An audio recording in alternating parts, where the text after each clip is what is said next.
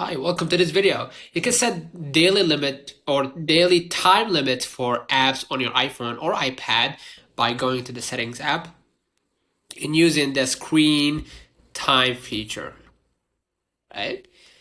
Scroll a little bit down to find app limits, right? App and website activity inside, just turn on the app and website activity.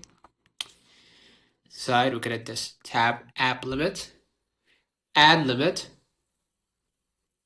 right? Go ahead and basically select an app category like games or social networking, or tab a category name to choose individual like apps.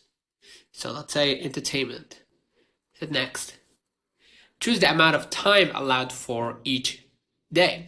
Make sure block at end of limit is turned on so the app actually locks when time runs out. So let's say 2 hours, right? Then just hit add. Consider liking this video, subscribe, it really helps with the channel. Till next time, see you.